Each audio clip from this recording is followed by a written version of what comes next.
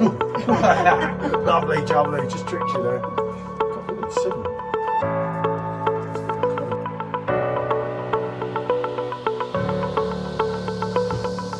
That's got to be reviewed, especially on the perfect draft tray.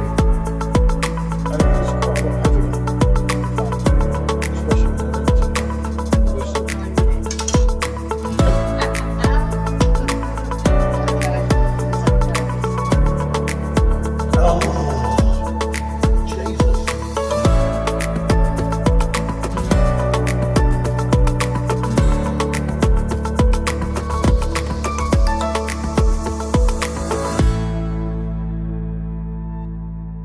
Good afternoon, people. I've got my rings on. I keep which one? Yeah. Anyway, PJT, rate my beer. Just in case you don't know, if you're watching for the first time, then welcome, people. I'm the man that runs the show, and this is my significant other, as Del said about the great Raquel. And I suppose we are sort of like Adele and Raquel. She's more of a Rodney though. Right, anyway, we're bringing you a couple of beauties from Redneck's Barn. I know you want me to work through them quickly, so we are going to try and do that, aren't we? They're both new to us. Hohenthanner. Hohenthanner. Yeah, so that's that one. This is the normal standard Hefeweizen. What was the percentage? Oh, I can't see it. Hold on. 5.6. Oh, okay, that's good. 5.6% ABV. You'll have seen them recently. Hopefully, you watch my unboxing. And as I say, we're working through them each day. And this one was more of interest. This was a Dunkel, as I said, with some more Michelle, but it's a Kellerbier Dunkel coming in at an amazing 5.7% ABV. So yeah, this is going to be really interesting. I don't think I've tried anything of that style before. Nice top as well. We've never tried these. I have seen someone floating around the beer group tried them. I don't know, crack the tops on them both and we'll get them poured. I don't know what to expect. All we can do, we'll I don't know, if we go on one and then go on the other. Yeah, sounds good. We should have probably got them out a little bit sooner than what we did. Obviously, we don't have the branded glasses. I use the Erdinger, and Michelle will use the Couchebauer. And we are reviewing this Erdinger next, I think. Right, let's get her poured and see what we got. Oh, this is looking decent. Look at that. Oh, who's that? Yeah. Oh, that's a bit of you. Some sediment coming through there. That's a bit of you, that is, isn't it? Oh, look at that. And what a decent pour. Oh, I don't often say that, because you don't often do it. That's a great pour. I'm staggered. Oh, look at this, changing colour. Jesus Christ, yeah, and there's some serious sediments coming to that. What a bet. Oh, I'll get some pictures here, and yeah. This excites Turn me. your glass round. Yes, I'll turn the glass round because you don't like it. I don't care what it says on it, but you get a little bit. No, it makes things a little bit confusing. You can read what it is. Right, let's get a picture, because these, I've got to admit, look like some handsome beasts of beer. Let's get a shot. Sorry, I'm a bit slow, people. I'm getting old. You sit there, Michelle. Take a seat. I need one the time. Oh, yeah, that's not straight, your one. I'm taking a mick out myself. You're not meant to agree. And then we'll do one upright just in case. Because these are handsome, aren't they? I'll be honest, yeah. Yeah, they look. Okay, so these do look absolutely fabulous. You have got that smell. Wonderful, it's an amber kind of colour, looking at it with your light going through it. Yeah, it's a Dunkel. It's a right, dark let's beer. put that over there. Good. Yeah, that's because the is warmer. A slight haze to that one as well. The warmer the Dunkel gets, it's going to be the better. So if we crack on this one, do this one between us. Yeah, okay, that's fine. Then, this one is a lovely golden straw colour. Oh, it looks handsome. Let me hold it up. And that's got a really nice haze to it. Yeah, that looks really special, doesn't it? Yeah. Oh, the burst of banana, cloves. Look at that. Yeah, banana and clove is really coming through predominantly on the nose on this. Like proper ripe banana as well, isn't it? It's, yeah. Oh, go on, you go first. Oh, I'm excited. Little things amuse little minds, I know. 5.6% ABV, and it's costing you less than £3 a bottle. Oh. wait till you try that. You wait till you try that. I just know, right? You didn't need to say anything to me. I could tell by your face anyway. But I just knew when I poured it, I was thinking. The smell was coming through, yeah.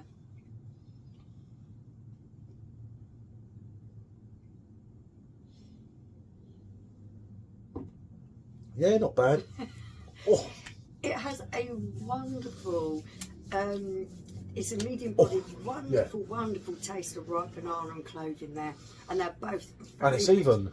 Predominant flavours, but they are really bouncing off each other. Like a bit of, maybe even a bit of apricot in there. Oh, fuck. That's sugar, sorry. Anyone watching, I shouldn't swear. Oh, wow. Jesus Christ. I feel like it's so smooth. It's almost got this kind of creamy texture to it. Yeah, it is absolutely the mouthfeel all the way through, and the banana. As I say, you are getting a bit of banana apricot sort of thing. You're not getting that.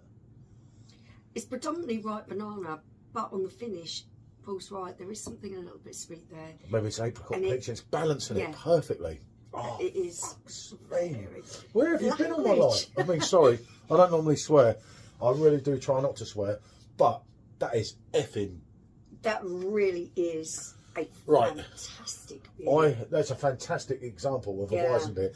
I haven't had a beer that I've raved about for a long time. For a long time. Yeah. Like this. This is wow. This particular style for Paul is, as everyone probably knows, his kind of style is what he enjoys drinking the most. Anyone in the group, in the keg. So a lot of the time he will say, them. "Oh yeah, that's nice," because he likes the style of beer. But for him to get quite so excited for it to be that good, you know that this is an absolute cracker. Oh, Jesus Christ, yeah. That is very, very good. That, Marcus. Yeah. Mate. He did say, and this ain't even the best one. Wow, because there's two other ones in the batch that are meant to be.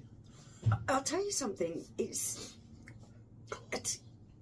drinks do go down well for me. I enjoy them, but to get one that has that boldness of flavour without it being overpowering is just amazing. Yeah, I really do like that. That is top draw. Absolutely. I said I knew from pouring it. I was smelling it, thinking, I like this. I like this. I don't take the notes a lot of time. I don't pick up as much. Yeah, I think it's when my nose got bashed up so many times in my younger days. And Michelle's much more precise, you know, with the smell and everything. Whereas I don't pick a lot of it up that you do, and I'm like, it just smells normal to me. But the banana flavour was pumping out at me. It really is very predominant. The aroma that comes through off the top of that glass is just absolutely wonderful, and it follows through in the flavour. What you're smelling is coming through in the flavours that are hitting your palate, and it's this wonderful creamy consistency, isn't it? Really smooth, very mild carbonation. You could session that, Jesus Christ. You could get half a box of them in a night, and Christ, you'd have had a good night. Jesus. It'd be a happy Paul if you had a box of those. Like I say, I know nothing about this brewery. I've never tried anything from them, but right, enough. We better get onto this other one. I think we've pretty much just summed that up. Remember a lot of these Weissbiers, as a lot of you know, they get better and better as you actually drink more. This is coming through a lot more fruity than I expected. Yeah, this is since 1915, 16. I'm going to have to stand away because that is quite a predominant aroma. I don't want to. Professional people, professional. We're not just a pair of cowboys or clowns. Well, God, I am picking up something really. I'm excited. Lovely and sweet, almost like a treacle kind of toffee pudding kind of smell to this. And then there's a predominant fruitness to it, which is for me it's almost kind of plummy. Yeah, but it's got that Dunkel, that what's it like, that roasted malt rather than that normal malt or that sweeter malt for me. I'm not sure. There is plum. I'd say so as well. Yeah, for me, it's kind of a plummy kind of smell. I always think of a Dunkel. But it's almost kind of jammy in there. It I really could go has along got. with it. There is a sweetness, but a Dunkel to me, like, well, obviously we're a bit different on this one. It's like a well done version of that. If that makes sense. That actually doesn't make sense. Yeah, it does make sense, doesn't it? It's like it's been left in the oven a little bit longer. You usually do get some kind of roasted notes on a Yeah. Dunkel. I think that's what you're trying to get at. I don't know. Just humour me, people. You know me. Some Getting ready for the wagon in January. Maybe toasted nut and a little bit of roast, kind of. Yeah, that almost a little bit of smokiness as well. This for me smells a little bit sweeter and a little bit more fruity than I would have expected. So I'm intrigued. Scott, you first I'm again. intrigued. If that's anything to go by, this brand is something special. But remember, this is going to be more Michelle's forte than mine. She absolutely loves a Dunkel. I do like some of them. Some of them I'm not sure. That is very pleasant. Have a taste. Now I'll go into what I'm tasting.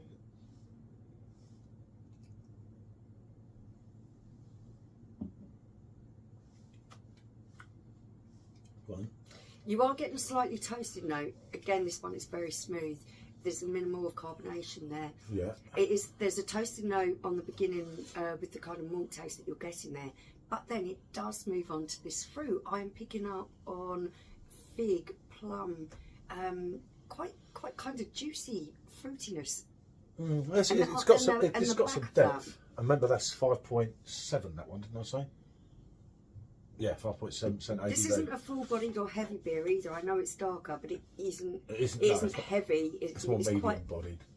Yeah, it's reasonably light and refreshing as well. So the trouble is for me, I've got that in my head, and I'm sort of tasting that, and I'm thinking, this is where. So predominantly, you've got your banana and clove on this one. You've got a slight toasted note, and it is quite slight. It's not overpowering, but you have this fig and plum kind of jam fruit in there, which is really very pleasant, and it does have that kind of creamy consistency again. It's smooth. Oh, you know it's a Dunkel, don't you? It's smooth. Yeah, it's definitely smooth. It's just, as I say. With the usual Dunkels, they can be a little bit spicy sometimes, even for my palate. Yeah. The Weissbier Dunkel, I find a little bit more creamy, and I find that suits my palate a little bit more. This is the first time, isn't it? We've had a So Kellerbier. Kellerbier Dunkel, I don't know any history about it. Obviously, coming through with that smoothness. You're not getting that spicy note. It is more for me, sort of toasted malts and those fruit flavours that I was talking about. It's quite easy drinking, isn't it? Yeah. I expected it to be heavy. You see, on the second sip, as your palate starts to adjust after that. Obviously, I've just had a cracker, which don't make it easy, does it? But yeah, it's very, very smooth. There's almost a slight tartness at the end of this. Yeah, it does have a sweetness. The sweetness, You're not getting hit with the tartness. There's a slight tartness at the end of it. It's very nice. If I was to see that one going, I would definitely pick that up and drink it. So what we're going to do? This is difficult here because this is hard. Okay, let's do one more. Come on, this.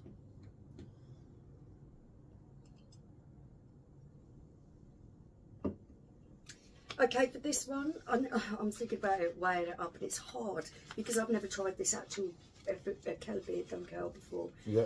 It's hard for me to gauge it. So I'm going for a 9. Me too. For this one. I'm going on a 9, and it's a strong 9. Yeah. I absolutely love it. I was almost pushing towards a 10 on that. It is very, very good. I was, but And it's difficult. I'm going on an 8. Are you copying me? I'm going on an 8 for this one. Very drinkable, lovely flavours in there, nicely balanced out. Yeah. Two really good seriously, beers. if you used Redneck's Barn, if you do, if you don't, these are both crackers. If you like your Dunkels, you're going to love that, yeah. No doubt about it. That for me, if you love your banana base, and it is banana, really banana and clove, it's really predominant on that one. It's hot on it, as I say, and it's got that lovely, I say like peach or apricot hitting you just at the end, which is balancing it out perfectly. That's close to a big 10. I can't go 10 in because I end up regretting it because someone won't like it and they say, oh, you've got this wrong, and it's like... It was almost pushing towards a 10 for me as well. I would try this again, obviously, it'll be next year now, I would have thought, because I've got so much to do. And obviously, if you're still here, you know that if you were on my live on YouTube last night, I've got the old cold turkey in January, you know, I'll be singing cold turkey, all right. I'll be thinking of Lennon as I try and get through it, but I'll try. It's all about being tough and being strong. Right. So there we go. I think at nearly 15 minutes, it's time to say bonjour. Yeah, thanks for watching. Bonjour.